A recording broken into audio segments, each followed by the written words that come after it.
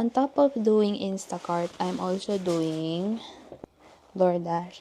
So, DoorDash is parang Uber Eats siya, para siyang nagde-deliver ng mga pagkain. So, ito, ewan ko, sinenda nila ako ng cooler, which is hindi ko pa naman nagagamit. Pizza box and cooler. Ayan.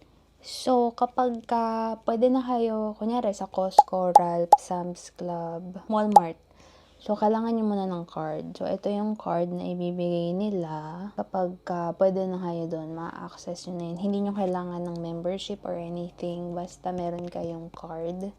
Also, I'm gonna be using my Meta glasses for today para mas smooth ang ating video. Pero kasi this week, ngayon ko lang gagawin yung Instacart. Hindi siya ganun kadalas nung inumpisahan ko siya, which is parang 4 days, 5 days.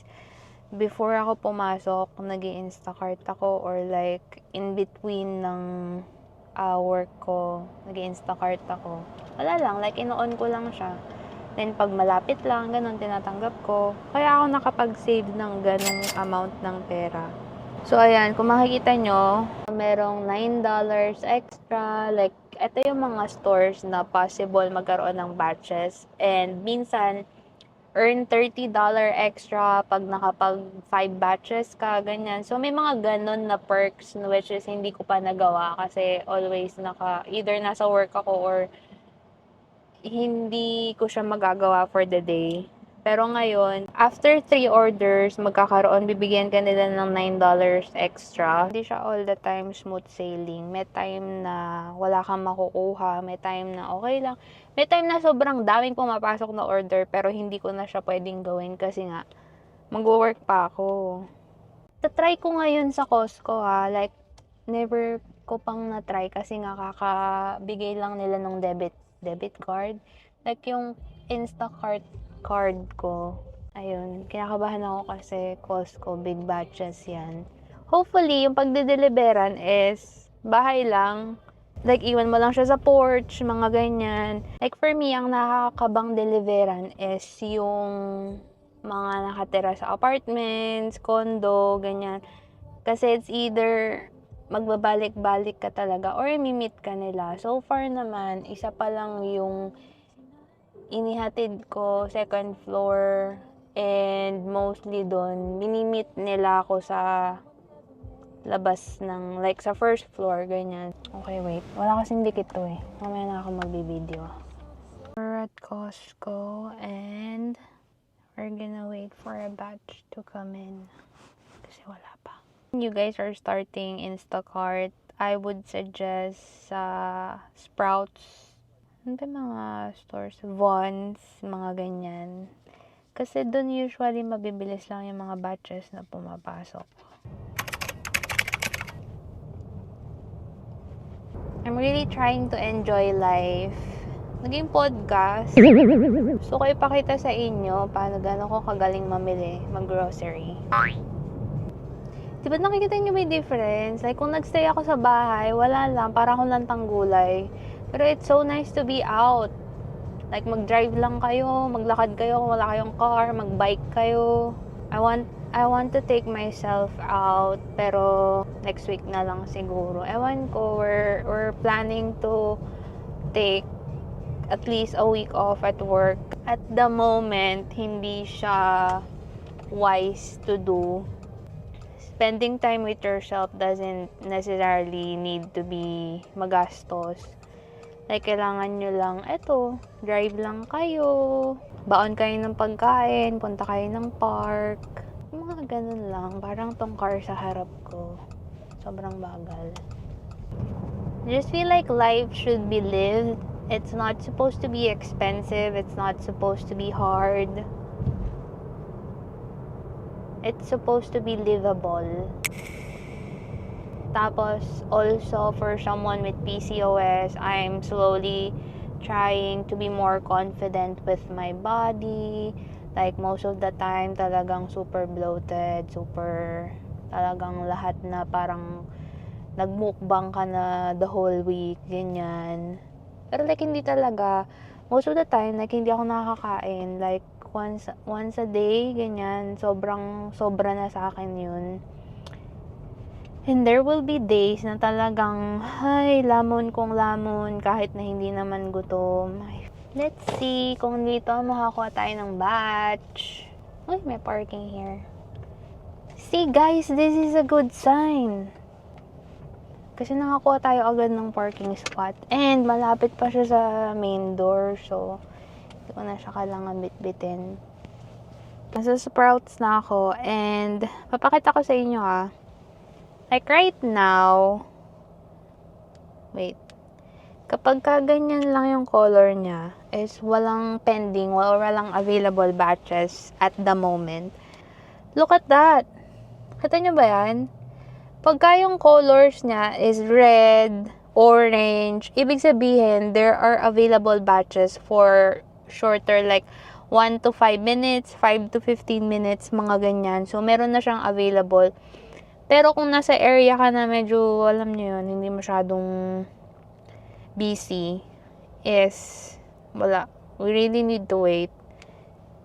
So, hopefully, may makuha tayong batch. Dito kasi, sobrang organized ng mga bagay-bagay dito. Like, in and out, yun lang talaga. Unless na merong order na mahirap hanapin. Pero, nung nag-start kasi ako mag-Instacart, puro ko Sprouts.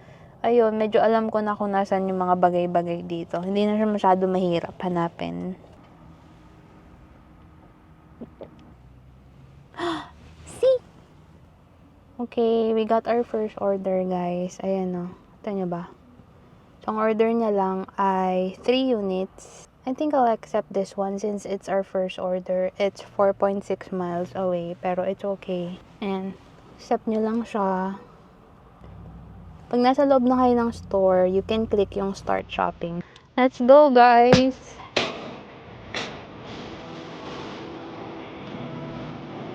Okay, and then scan. Hi! We're gonna try the spring water. Alright, thank you.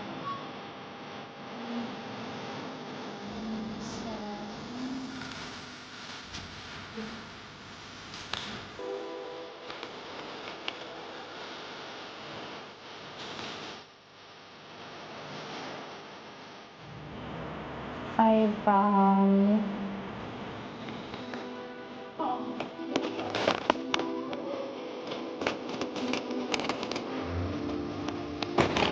yay! 4 or 5 minutes to shop and 17 minutes to drive.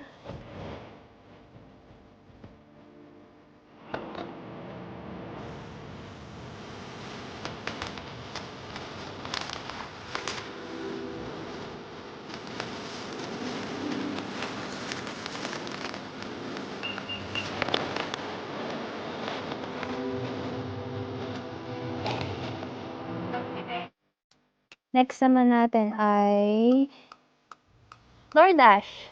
Malapit lang siya dito.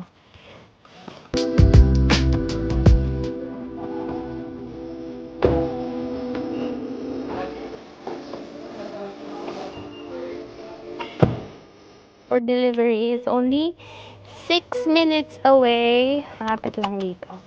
See? Kung like, pag sabihin yung naka-on yung Instacart and DoorDash, pagka-deliver nyo ng Instacart, may papasok na DoorDash order. Usually like yan, 5 to 10 minutes away lang yan sa pagpipick upan nyo. Minsan nga 2 minutes away lang eh. Kaya, super nice. Luisa? Hi! Hi, how are you? I'm good. 2358. 2358. Thank you. Enjoy your lunch. So it's currently 3:23 in the afternoon. So I've been doing this for 2.5, 3 hours. So ayun, na-busy ako kanina, Mars. Like, sunod-sunod yung orders and nahirapan ako mag-film. So ayun, hindi na ako nakapag-video. And feeling ko hanggang 4 o'clock lang ako ngayon kasi medyo mina-migraine na ako and low bat na din yung I mean, meron naman charger dito, pero nagugutom na ako. So, nandito lang ulit ako sa labas ng Sprouts. Ayan. So, pag may pumasok na order, okay, go ko pa siya. And, kapag wala na till 4 is hindi nga lunch, dinner. So, kanina yung order is, Diyos ko, box na alak. Hindi ko na siya na video. Pero tinulungan naman ako na umorder. And, ayun, nung pabalik na ako, nung pagka-deliver ko doon, meron ulit pumasok na order around the area. So, para sulit lang yung gas is inaccept ko na siya. And, ayun, kababalik-balik ko lang dito ngayon sa Sprouts. And, yeah.